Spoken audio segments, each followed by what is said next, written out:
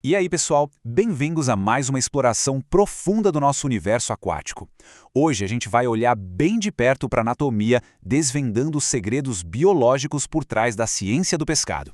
E olha, para entender de verdade o comportamento e a qualidade desses animais, só olhar a superfície não dá conta do recado, não. A gente tem que ir direto na base de tudo. É com esse espírito de investigação que a nossa análise de hoje mergulha a fundo nos pilares da vida marinha.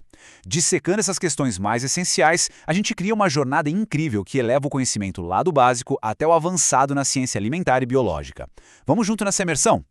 Bom, então vamos mergulhar direto nisso. A nossa investigação hoje se apoia basicamente em 3 atividades fundamentais. Isso não é por acaso, é uma progressão super intencional. A gente começa entendendo o valor bruto do organismo em si, depois avança para o vocabulário técnico e, finalmente, chega na anatomia comparada. É exatamente essa estrutura que constrói todo o conhecimento que a gente precisa ter sobre como o corpo do peixe realmente funciona.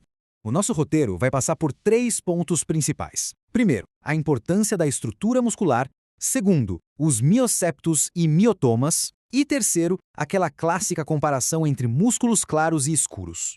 Então, vamos ao nosso primeiro passo, a importância da estrutura muscular, que é literalmente a fundação do nosso estudo.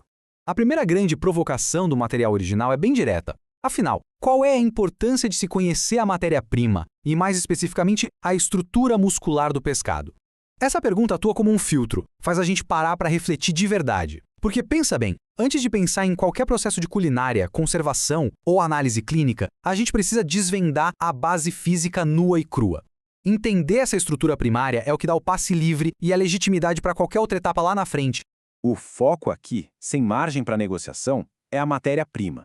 Entender o peixe na sua forma mais original é sacar como as fibras musculares se alinham, como os tecidos se mantêm íntegros e onde estão as fraquezas mecânicas daquele corpo. É essa base sólida que dita absolutamente tudo, desde quanto tempo ele dura na prateleira até como a carne vai reagir na hora de ser manuseada ou processada. Tudo, literalmente tudo, nasce da água. Legal, vamos avançar e ver como isso se constrói na parte 2. Mioceptos e miotomas, a verdadeira arquitetura anatômica. Entrando na arquitetura física da coisa, a gente esbarra em 2 termos-chave que são absolutamente essenciais: os mioceptos e os miotomas. Para visualizar bem, imagina que os miotomas são aqueles blocos de tecido muscular esquelético, aquelas fatias clássicas em zigue-zague que formam a carne do peixe que a gente vê no prato. E para colar tudo isso, para manter esses blocos firmes e unidos, entram os mioceptos, que são as fininhas lâminas de tecido conjuntivo que separam tudo. É exatamente esse sistema de encaixe de mestre que dá para o peixe aquela flexibilidade incrível na hora de nadar. E o material exige justamente que a gente defina essas estruturas de forma muito clara. Por quê? Porque a ciência exige aquele vocabulário preciso, sem erro. Saber separar quem faz a contração muscular, que é o miotoma, do tecido que dá o suporte, que é o miocepto, é o que evita erros conceituais graves lá na frente quando a gente for avaliar a força mecânica ou a degradação física do peixe em análises mais profundas. E agora a gente chega na terceira etapa, a parte mais complexa e fascinante da nossa análise: os músculos claros contra os músculos escuros. É aqui que a gente entra no cerne da investigação.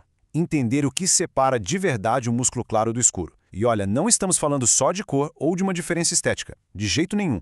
Isso é um retrato muito vivo de diferentes propósitos metabólicos. Ter essas 2 variações musculares dentro do mesmo animal prova que existem estratégias biológicas totalmente contrastantes acontecendo ali, estratégias que foram lapidadas por milhões de anos de adaptação.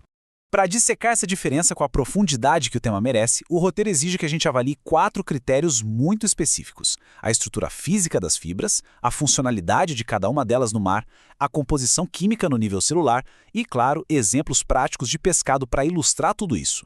É um mapeamento sistemático super eficaz para não deixar escapar nada. Então, ponto crucial aqui é o fator 1, ligar a estrutura com a funcionalidade. A gente precisa conectar a biomecânica com o que o peixe realmente faz lá na natureza. Pense em como a densidade do músculo impacta a natação. Certas fibras foram feitas sob medida para aguentar aquelas viagens gigantescas, lentas e constantes pelos oceanos. Já outras são verdadeiras máquinas, arquitetadas para sustentar explosões rápidas e curtas de energia, perfeitas para dar um bote ou fugir de um predador na mesma hora. Saindo um pouco da anatomia macro e caindo direto na bioquímica, entra em cena o fator 2, a composição química estrutural. Explicar o motivo de uma carne ser mais escura exige muita ciência. Estamos falando de uma densidade absurda de mioglobina, de um baita suprimento de oxigênio chegando pelo sangue para aguentar o tranco, além de um grande acúmulo de lipídios nas células. Essa química toda é a resposta de como a funcionalidade daquele músculo lá no mar só é viável graças às proporções microscópicas perfeitas dentro da célula. Mas, verdade seja dita, teoria por teoria não serve de muita coisa se não for para a prática, né? É aí que Fator 3 brilha, exigindo exemplos reais de pescado. Fica muito mais fácil entender tudo isso quando a gente olha para peixes demersais, aqueles de fundo, mais sedentários, e nota a predominância clara das fibras. Em compensação, olha para os grandes migradores pelágicos. Eles ostentam volumes gigantescos de músculo escuro, feitos para pura resistência. Ver isso na prática ajuda demais a materializar esses conceitos mais abstratos. E tudo isso ilustra de forma brilhante como esse roteiro educacional funciona com uma jornada muito bem amarrada. A gente começou com uma reflexão sobre a matéria-prima básica e foi escalando até um diagnóstico super detalhado que cruza biologia estrutural, química celular e a vida do animal na natureza, tudo isso através da cor do músculo. É o tipo de complexidade científica que é, sinceramente, magnífica. E para fechar o nosso raciocínio de hoje, tudo converge para esta provocação final.